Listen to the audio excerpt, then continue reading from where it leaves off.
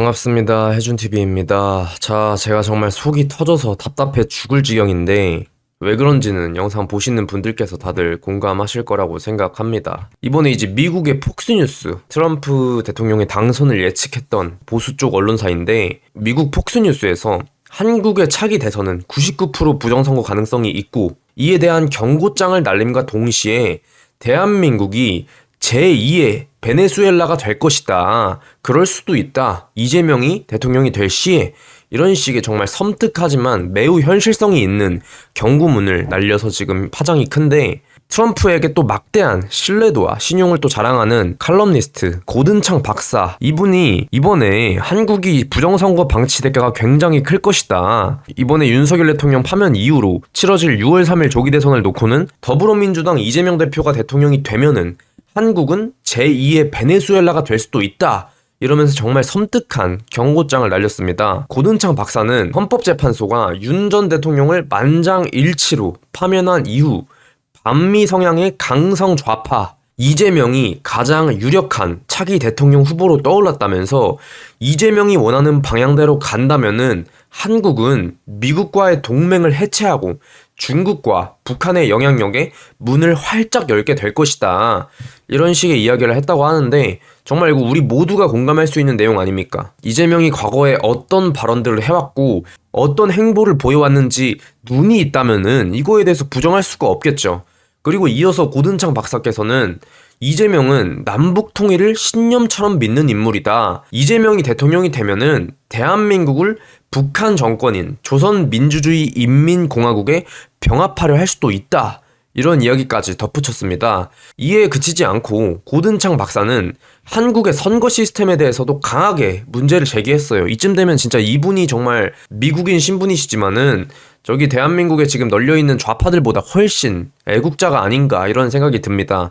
민주당이 일단 지난 총선, 대선 때도 부정선거 의혹이 있다. 민주당은 지난 3차례 전국 선거에서 부정선거를 저질렀을 가능성이 크다면서 2020년과 2024년 총선에서 지역구별로 지나치게 균일한 간발의 승리는 통계적으로 봤을 때 극히 드문 현상이라는 이야기를 했습니다. 또 이제 2022년 대선에 대해서도 이재명은 윤석열에게 근소한 차이로 패배했지만 여론조사 결과와 현격한 차이를 보인 결과는 개표 조작 가능성을 시사한다고 덧붙였습니다. 제가 이제 얼마 전에 쇼츠로 올린 영상에서도 보시면 아시겠지만은 선관위가 부정선거를 검증한다고 하다가 이건 뭐 되도 않는 쇼를 또 한 번 한 적이 있습니다. 한번 이 투표 관리학해서 공인지 한번 뜯어 한번 보이시기 바랍니다. 네. 그것도 안 남네요. 왜 안 남아요, 여기에? 예, 거기 아까 말한 비자료입니다.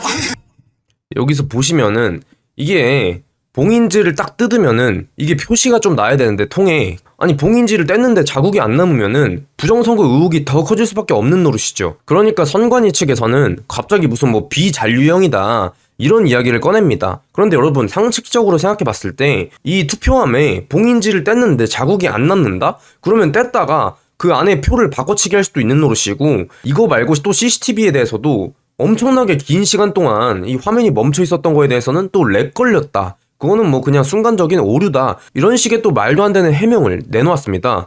그러다 보니까 이번에 선관위의 부정선거 의혹 라이브를 통해서 의혹이 해소되기는커녕 더욱 커질 수밖에 없는 노릇이죠. 원래 남는다고 공부해왔죠. 여기 보시면은 이거 선관위가 과거에 이제 올렸던 이 이미지입니다. 갑자기 이 게시물을 내려버렸더라고요. 누군가 개표 전에 투표함을 몰래 열어볼 수 있나요? 아니요 하면서 특수 봉인지 이걸 떼어낼 경우에 훼손 표시가 나타나서 훼손 사실을 누구나 알 수 있기 때문에 투표함을 몰래 열어보는 것은 불가능합니다. 자기들이 이렇게 홍보를 했었어요. 근데 떼는데 멀쩡합니다. 그냥 허예요. 아무런 흔적이 안 남습니다. 이러다 보니까 우리가 당연히 이 선관위에 대해서 강한 의심을 가질 수밖에 없는 노릇인데 이거를 지금 대한민국의 사법기관과 뭐 헌법재판소, 뭐 민주당, 국힘 내부의 뭐 내각제, 개헌 세력 등등 다분히 있죠. 아무튼 이 모든 대한민국의 현재 부정선거를 부정하는 세력들이 무슨 뭐 이준석 같은 사람은 토론해보자 이런 속편한 소리나 하고 앉아있으니까 문제라는 겁니다. 부정선거는 그 의혹 자체만으로도 수사를 받고 명명백백히 국민들에게 이거는 문제가 없다라는 것을 검증해야 될 부분이지 무슨 뭐 네 생각이 맞고 틀리고 이런 개인의 의견 충돌에 관한 문제가 전혀 아니라는 겁니다. 미국 폭스뉴스 이 오피니언에서도 그렇고 특히 이제 이 칼럼니스트 고든창 박사 같은 경우에 대한민국에서 현재 부정선거 가능성이 굉장히 큰데 이 상황에서 이거를 그냥 깔아 뭉개고 지나간다? 이거는 이재명 집권하면은 한국은 베네수엘라 전철 밟는 거다. 한국 분석가 그랜티우 뉴쌤이 고든창 박사에게 다가오는 조기 대선에서 부정선거가 벌어질 가능성은 99%, 어쩌면 100%에 가깝다. 왜? 선거 과정의 모든 단계가 조작이 가능하고 선관위 자체가 이미 오염된 조직이다. 이거에 대해서 누가 이런 방구 반박을 할 수가 있겠습니까? 아니 어떻게 된 게 미국인들이 지금 한국인들보다 이 나라를 더 걱정해주고 있습니다. 실제로 한국 국가정보원이 2023년 10월 중앙선관위의 선거 시스템에 침투하는 실험을 했었고 이 투표 결과, 명부, 집계 이 모든 것이 조작이 가능하다는 사실을 발견했다. 이것도 팩트고 또 이제 북한 해킹 조직인 라자루스 그룹 이거 역시도 선관위 시스템을 뚫은 바가 있다. 그렇기 때문에 부정선거가 구조적으로 일어날 수밖에 없다는 것을 지금 대한민국 국민도 아닌 미국인들이 더 걱정해주고 지금 더 경고문을 날려주면서 우리에게 좀 깨어나고 이 위협에 대해서 좀 감지를 해달라고 호소를 해주고 있는 거 아닙니까? 참으로 이런 현실이 너무나 개탄스럽고 답답하다. 타라 오 동아시아 연구센터 연구원이 대한민국 헌재 윤 전 대통령 파면 판결 이후로 선관위의 권한은 더욱더 강력해졌고 이들은 선거 조작 이야기를 꺼내는 것 자체를 혐오한다. 그러니까 그렇게 혐오하면서 무슨 뭐 되도 않는 검증 라이브니 뭐니 하겠답시고 또 저렇게 지금 발목이 잡힌 거 아닙니까? 봉인지 떼면 흔적이 하나도 안 남는데 뭘 해명했다는 거고 뭘 소명했다는 겁니까? 이게 그냥 대한민국 국민들을 개 호구 개 돼지로 보면서 그냥 국민들 등쳐먹고 속이려는 생 사기꾼 집단이지 선관위가 뭐 하나 떳떳한 게 제대로 된 게 있습니까? 단 한 개도 없어요 진짜로. 특혜 채용 뭐 비리 부정부패 이건 말할 것도 없죠. 그냥 기본적으로 선거 관리하는 방법도 잘못됐고 전부터 뭐 소쿠리 투표함부터 시작해가지고 투표지 두세 장이 무슨 뭐 딱풀처럼 이렇게 단단하게 결합된 게 발견되는 등 한두 개가 아닙니다. 한두 개가. 대한민국의 지금 가장 손봐야 될 기관이 선관위 아닙니까? 그러다 보니까 윤석열 대통령께서도 이 부정선거의 실마리를 잡고 이 선관위의 증거인멸을 고려하셔가지고 계엄 당시에도 선관위에 계엄군 297명을 보냈던 거 아닙니까? 또 고든창 박사께서 한국이 부실한 선거 인프라를 방치한 대가는 클 것이다. 민주당에게 이번 조기 대선이 권력 독점의 마지막 퍼즐을 완성할 기회라고까지 강조를 했습니다. 대통령직을 탈취하려고 할 것인가? 당연히 그럴 것이다. 이런 얘기까지 덧붙였는데 고든창 박사가 정말 열변을 토하면서 미국이 왜 한국 정국에 주목해야 하는지를 설명하면서 문재인 정권 당시 문재인이 삼성 등 대기업 기술 정보를 공개하려고 했고 이거 자체가 중국에게 막대한 기술적 이득을 줄 수 있는 시도였다고 밝혔는데 삼성 같은 경우에 TSMC와 함께 세계에서 가장 진보된 반도체를 제조하는 업체이며 이 기술이 중국 손에 들어가면 세계 반도체 시장의 지배력은 완전히 그냥 중국에게 넘어가 버린다. 이거를 지금 미국인이 열변을 토하면서 미국인들에게 알리려고 노력을 하고 있는 겁니다. 이 영상 많이 홍보해 주시고 지금 우파 유튜브들 알고리즘이 많이 박살났고 제 채널 같은 경우는 지금 조회수랑 노출도가 하나의 진짜 사고가 났습니다. 우파 유튜브 회생을 위해서 여러분들의 많은 도움과 후원이 필요합니다. 많이들 좀 도와주시면 감사드리겠습니다. 그러면서 중국과 북한이 이미 한국의 민주주의 전복을 시도 중이다. 그 다음에 이제 지금은 상상하기 어렵지만은 이 뉴쌤이 그러면서 이 칼럼에는 지금은 상상하기 어렵지만은 한국이 다음 베네수엘라가 되는 것은 충분히 가능한 시나리오다.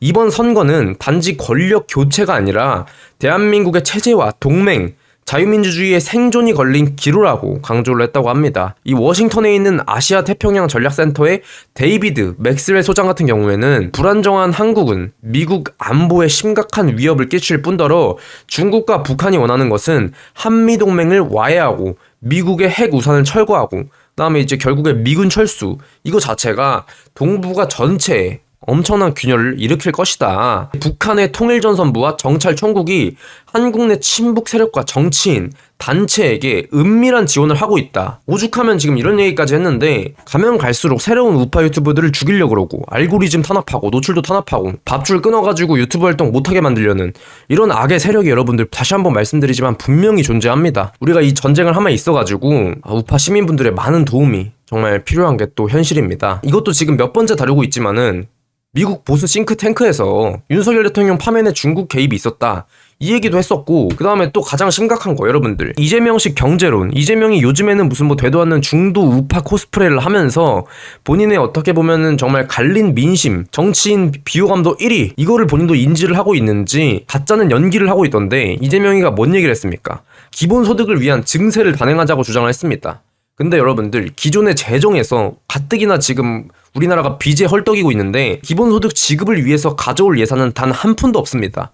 이게 그리고 이재명식의 경제 논리예요. 과거에 보여줬던 무슨 뭐 호텔 10만 원을 예약하고 호텔에서 침대를 10만 원 주고 구입하고 이렇게 빙글빙글 돌아서 마지막에 호텔 예약 취소 딱 하면은 손해본 사람도 없네, 들어온 돈 없지만은 돈이 한 바퀴 돌면서 다 그냥 이득을 본다, 이런 말도 안 되는 논리인데, 원가 생산에 들어가는 비용이라든지 중개 비용이라든지 중간에 들어가는 기회비용 자체를 전부 생략해버리고 생각하지도 않는 겁니다. 가구에서 치킨 10만원 주문이라고 하는데, 그럼 이 치킨 10만원 주문할 때 농가에서 닭을 키우고 닭 사료 먹이고 그걸 또 팔고 도축하고 중간에 들어간 모든 비용은 생각하지도 않는, 정말 그냥 멍청한 경제론이라고 붙이고 싶지도 않습니다. 그냥 개논리예요, 개논리.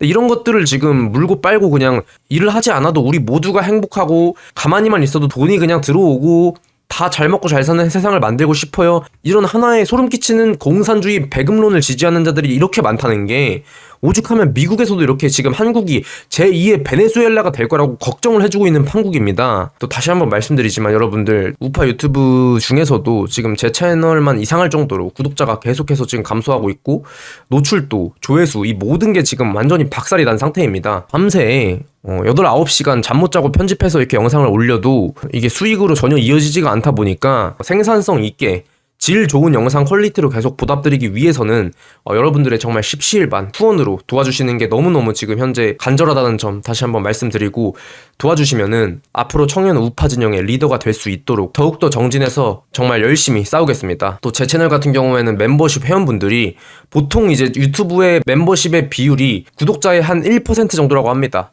그런데 이제 제 채널 같은 경우는 구독자가 9만 명이 넘음에도 불구하고 멤버십 회원 비율이 0.1%도 안 됩니다. 그러다 보니까 여러분들께서 많은 멤버십 가입, 계좌 후원으로 도와주시면은 앞으로 오피니언 리더로 성장할 수 있는 그런 밑거름과 원동력을 여러분들께서 만들어주시고 제공해주시는 게 되는 거다라는 점 다시 한번 간곡히 또 부탁드리고 싶습니다. 감사합니다. 혜준TV였습니다.